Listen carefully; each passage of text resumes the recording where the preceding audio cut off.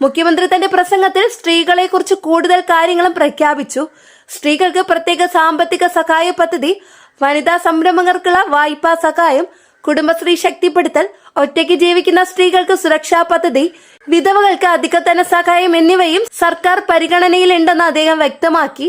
സ്ത്രീകളെ ക്ഷേമ പദ്ധതികളുടെ ഗുണഭോക്താക്കളായി മാത്രം കാണാതെ സാമ്പത്തിക വളർച്ചയുടെ പങ്കാളികളാക്കണമെന്നാണ് സർക്കാരിന്റെ പുതിയ സമീപനമെന്ന് മുഖ്യമന്ത്രി പറഞ്ഞു. ഇപ്പോൾ കേരളത്തിലെ സ്ത്രീകളിൽ വലിയ പ്രതീക്ഷ സൃഷ്ടിച്ച മറ്റൊരു കാര്യം വീട്ടമ്മമാർക്കുള്ള മാസാന്ത സഹായ പദ്ധതിയാണ്. വീടുകളിൽ ജോലി ചെയ്യുന്ന സ്ത്രീകൾക്ക് സ്ഥിരമായി വരുമാനമില്ലെന്നും കുടുംബത്തിന്റെ അടിത്തറ നിലനിർത്തുന്നത് പലപ്പോഴും വീട്ടമ്മമാരാണെന്നും മുഖ്യമന്ത്രി പറഞ്ഞു. അതുകൊണ്ട് ബാങ്ക് അക്കൗണ്ടുകളിലൂടെ നേരിട്ട് ധനസഹായം നൽകുന്ന പദ്ധതിയും സർക്കാർ പരിഗണിക്കുന്നതായി അദ്ദേഹം അറിയിച്ചു. സോഷ്യൽ മീഡിയയിൽ ഇപ്പോൾ 2000 മുതൽ 3000 വരെ സഹായം ലഭിക്കാമെന്ന ചർച്ചകൾ ശക്തമാണ്.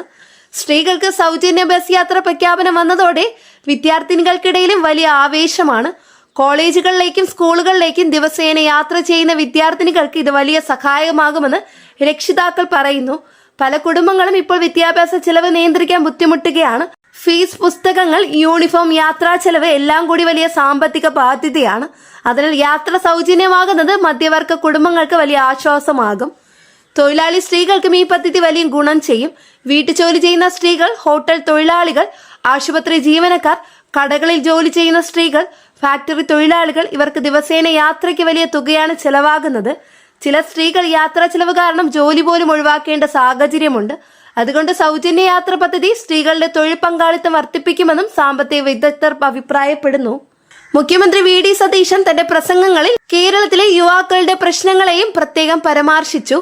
തൊഴിലില്ലായ്മ കുറയ്ക്കാൻ സർക്കാർ പുതിയ തൊഴിൽ പദ്ധതികൾ കൊണ്ടുവരുമെന്ന് അദ്ദേഹം പറഞ്ഞു. PSC നിയമനങ്ങൾ വേഗത്തിലാക്കും, ഒഴിവുകൾ സമയബന്ധിതമായി റിപ്പോർട്ട് ചെയ്യും, സ്വകാര്യ മേഖലയിലെ നിക്ഷേപങ്ങൾ വർദ്ധിപ്പിക്കും, സ്റ്റാർട്ടപ്പ് സംരംഭങ്ങൾക്ക് സഹായം നൽകും. ഇതെല്ലാം മുഖ്യമന്ത്രി പ്രഖ്യാപിച്ചു. യുവാക്കൾക്ക് സ്വന്തം നാട്ടിൽ ജോലി ലഭിക്കണമെന്നാണ് സർക്കാരിന്റെ ലക്ഷ്യമെന്ന് അദ്ദേഹം വ്യക്തമാക്കി. പെൻഷൻ വിഷയവും ഇന്നത്തെ പ്രസംഗത്തിലെ പ്രധാന ഭാഗമായിരുന്നു. വയോജന പെൻഷൻ, വിധവാ പെൻഷൻ, ഭിന്നശേഷി പെൻഷൻ എന്നിവ സമയബന്ധിതമായി വിതരണം ചെയ്യുമെന്ന് മുഖ്യമന്ത്രി പറഞ്ഞു. കുടിശ്ശിക ഒഴിവാക്കാൻ പ്രത്യേക ധനകാര്യ സംവിധാനം കൊണ്ടുവരുമെന്നും അദ്ദേഹം വ്യക്തമാക്കി. പെൻഷൻ തുക വർദ്ധിപ്പിക്കുമോ എന്ന ചോദ്യം ഇപ്പോൾ വലിയ ചർച്ചയാണ്.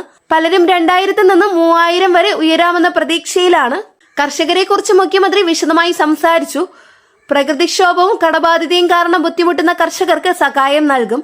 കാർഷിക വായ്പകൾക്ക് പലിശ ഇളവ്, വിളനാശ നഷ്ടപരിഹാരം, റബ്ബർ, തേങ്ങ, നെല്ല് കർഷകർക്ക് പ്രത്യേക സംരക്ഷണ പദ്ധതി എന്നിവ സർക്കാർ പ്രഖ്യാപിച്ചു.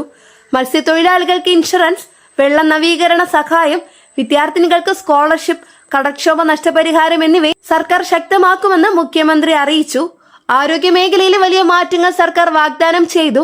സർക്കാർ ആശുപത്രികളിൽ കൂടുതൽ ഡോക്ടർമാരെ നിയമിക്കും, മരുന്ന് ലഭ്യത ഉറപ്പാക്കും, ഗ്രാമപ്രദേശങ്ങളിലെ ആരോഗ്യ സേവനം മെച്ചപ്പെടുത്തും, ക്യാൻസർ ചികിത്സയും ഹൃദ്രോഗ ചികിത്സയും സാധാരണക്കാർക്ക് കൂടുതൽ ലഭ്യമാക്കുമെന്ന് മുഖ്യമന്ത്രി പറഞ്ഞു. സ്വകാര്യ ആശുപത്രികളെ ആശ്രയിക്കേണ്ട സാഹചര്യം കുറയ്ക്കുന്നതാണ് സർക്കാരിന്റെ പ്രധാന ലക്ഷ്യം. വിദ്യാഭ്യാസ മേഖലയിലും പുതിയ പ്രഖ്യാപനങ്ങളുണ്ട്. സർക്കാർ സ്കൂളുകൾ നവീകരിക്കും, ഡിജിറ്റൽ വിദ്യാഭ്യാസം ശക്തമാക്കും, വിദ്യാർത്ഥികൾക്ക് സാങ്കേതിക പരിശീലനം നൽകും, ദരിദ്ര വിദ്യാർത്ഥികൾക്ക് സ്കോളർഷിപ്പ് വർദ്ധിപ്പിക്കുമെന്നും സർക്കാർ അറിയിച്ചു.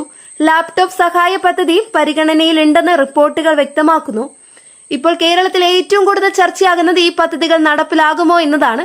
ചിലർ പറയുന്നത് ഇത് സ്ത്രീകൾക്ക് വലിയ വിപ്ലവകരമായ സഹായകമാകുമെന്നാണ്.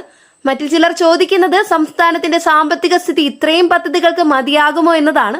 അതുകൊണ്ട് തന്നെ ധനസമാഹരണം എങ്ങനെ നടത്തും, KSRTCയുടെ സാമ്പത്തിക സ്ഥിതി എങ്ങനെ മെച്ചപ്പെടുത്തും, സ്വകാര്യ ബസ്സുകൾ ഉൾപ്പെടുത്തുമോ എന്ന ചോദ്യങ്ങളും ഉയരുന്നുണ്ട്.